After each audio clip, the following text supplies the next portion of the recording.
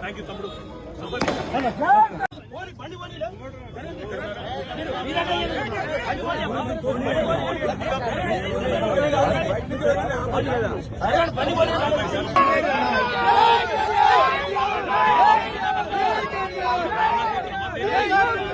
నీళ్లు పోతున్నాయి, కింద పైన పొలాలు ఎండుతున్నాయి, ప్రభుత్వం తెలివి లేదు. అది కూడా గత భయం ఎందుకంటే అన్ని బండ్లు పంపితే పోతాం, లేదంటే ఇక్కడ కూర్చోమంటే ఇన్ని బండటం పెట్టి ఇన్ని కూర్చుంటామని. బండటం పెట్టి కూర్చోమంటావా అందరినీ పంపిస్తావా? మీ డిఎస్పీ ఎక్కడున్నా? మీ డిఎస్పీ నువ్వు ఎక్కడున్నారు?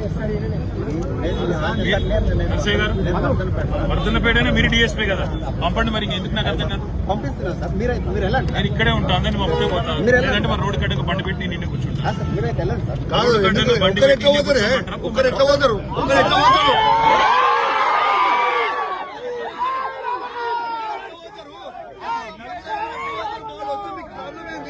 రేవంత్ రెడ్డి ఒక్కడే తిరుగుతుండా రాష్ట్రంలో? రేవంత్ రెడ్డి ఒక్కడే తిరుగుతుండా? రేవంత్ రెడ్డి ఒక్కడే తిరుగుతుందా రాష్ట్రంలో?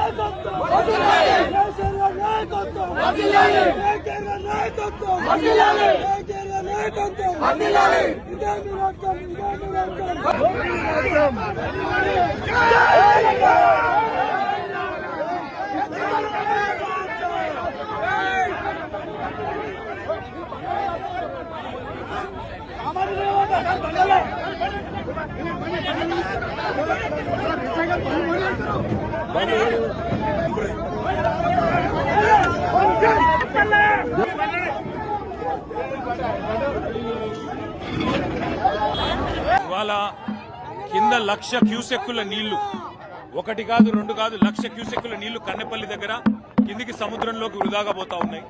ఇవాళ 1,00,000 క్యూసెక్కుల నీళ్లు కిందికి పోతుంటే వృధాగా పైన మొత్తం రిజర్వాయర్లన్నీ నోరెళ్లబెట్టి చూస్తా ఉన్నాయి. పైన మిడ్మానేర్ కావచ్చు, కాళేశ్వరం, మరి మొత్తం ప్రాజెక్టులో ఉన్న ప్రతి రిజర్వాయర్ లో కూడా ఇవాళ నీళ్లు లేక రైతులు మరి కనీసం నాట్లేసే పరిస్థితి లేదు. కింద 1,00,000 క్యూసెక్కుల నీళ్లు ఏవైతే వృధాగా పోతున్నాయో వాటిని చూపెట్టడానికి రైతులు మొత్తం తెలంగాణలోని రైతాంగం మొత్తానికి ఈ ప్రభుత్వం యొక్క దుర్మార్గమైన వైఖరిని చూపెట్టడానికి కన్నెపల్లి దగ్గర పంప్ హౌస్ లో మోటార్లు చాలు చేస్తే మేడిగడ్డ బరాజ్తో సంబంధం లేకుండా ఇవాళ మొత్తం తెలంగాణను సస్యశ్యామలం చేసే విధంగా కాళేశ్వరం ప్రాజెక్టు కేసీఆర్ గారు డిజైన్ చేసినారు.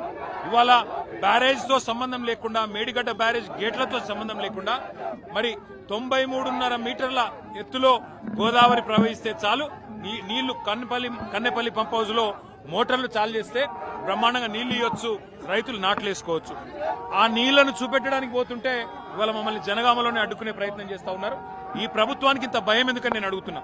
కింద 1,00,000 క్యూసెక్కుల నీళ్లు వృధాగా పోతుంటే చేతగాని ముఖ్యమంత్రి నీళ్లు ఒకవేళ ఇస్తే మళ్ళా యూరియా ఇయ్యాలి, నీళ్లు ఇస్తే పంట కొనాలి, మద్దతు ధర ఇయ్యాలి, నీళ్లు ఇస్తే నీళ్లు వస్తే బోనస్ ఇయ్యాలి.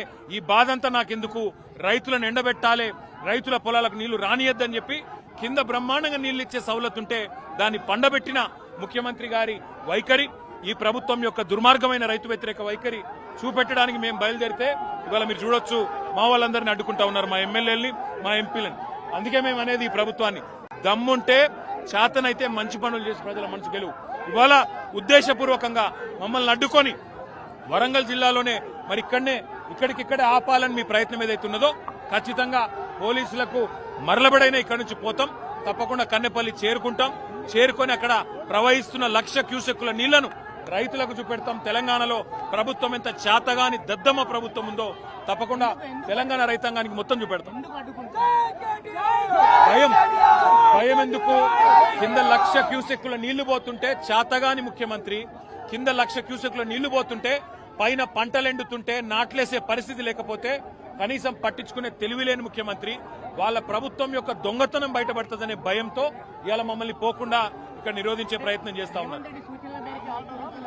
100% రేవంత్ రెడ్డి అనే సన్నాసి సూచనల మేరకే, రేవంత్ రెడ్డి అనే పిరికిపోయిన సూచనల మేరకే మిమ్మల్ని అడ్డుకుంటున్నారు. కానీ వదిలిపెట్టాం, తప్పకుండా కన్నెపల్లి చేరుకుంటాం. 1,00,000 క్యూసెక్ల నీళ్లు ఇవాళ రైతులకు చూపెడతాం. ఎన్ని పెట్టుకుంటారో ఏం చేస్తారో చేయండి, మా పని మేము చేస్తాం. ఒక వారం ప్రభుత్వానికి ఇవాళ బీఆర్ఎస్ నాయకత్వం అంటే, కేసీఆర్ గారి నాయకత్వం అంటే ఎంత భయమో దీన్ని బట్టి తెలుస్తా ఉన్నది. 1,00,000 క్యూసెక్కుల నీళ్లు కిందికి పోతుంటే, ఇవాళ గోదావరి నుంచి సముద్రంలో వృధా కలుస్తుంటే ఆ నీళ్లను చూపెట్టి పైన ఎండుతున్న పొలాలు, పైన నాట్లేయలేని పరిస్థితి, అట్లాగే ఎండుకున్న రిజర్వాయర్, ఇవన్నీ కూడా చూపెట్టి కింద వృధా పోతున్న నీళ్ళని వాళ్ళ కన్నెపల్లి దగ్గర ఒక పంప్ ఆన్ చేస్తే పైకి నీళ్ళు ఇవ్వచ్చు. నిజంగా ఈ ప్రభుత్వానికి చేత కాకపోతే, ఈ ప్రభుత్వానికి నిజంగానే వ్యవసాయాన్ని బాగా చేసే వాళ్ళకు ఆలోచన గాని ఉద్దేశం గాని లేకపోతే ఒక వారం రోజులు కేసీఆర్ గారికి అప్పచెప్పండి. కన్నెపల్లి దగ్గర నుంచి వాళ్ళ నీళ్లు పంపులు ఆన్ చేసి మొత్తం వారం రోజుల లోపలనే అన్ని జలాశయాలు నింపి రాష్ట్రంలోని మరి గోదావరి మీద ఆధారపడ్డ, గోదావరి పరివాహక ప్రాంతం మీద ఆధారపడ్డ, గోదావరి మీద ఆధారపడ్డ ప్రతి ఎకరం పంట పొలానికి నీళ్లు ఇచ్చే బాధ్యత మాది. ఇవాళ సింపుల్ గా 93.5 మీటర్ల మీద గోదావరి ప్రవహిస్తా ఉంది. మేడిగడ్డ బ్యారేజ్ తో సంబంధం లేకుండా, బ్యారేజ్ గేట్లు తెరుచున్నాయా మూసున్నాయా అన్న దాంతో నిమిత్తం లేకుండా ఇవాళ బ్రహ్మాండంగా పంపులు ఆన్ చేస్తే కన్నెపల్లి దగ్గర నుంచి లిఫ్ట్ చేయొచ్చు.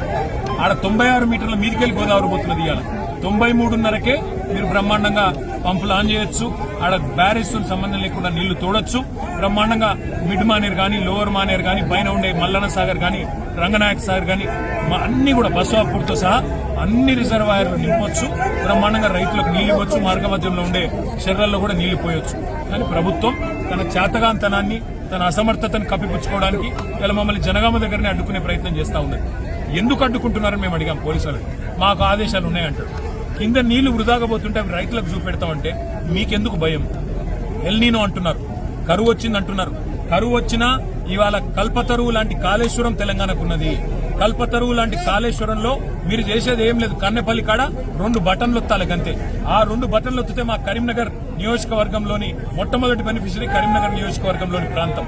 అందుకే ఈ రకంగా మొత్తం నీళ్లన్నీ కూడా కాళేశ్వరం ప్రాజెక్టు ద్వారా ఇవ్వచ్చు అనే మాట చూపెడతామని మేము పోతుంటే, కాళేశ్వరం కూలిపోయిందన్న సన్నాసి రేవంత్ రెడ్డి ఇవాళ తన అసమర్థతను కప్పిపుచ్చుకోవడానికి, తన చేతగాంతనాన్ని మరి ప్రజలకు తెలియకుండా దాపెట్టే ప్రయత్నంలో మమ్మల్ని అరెస్ట్ చేసే ప్రయత్నం చేస్తున్నారు.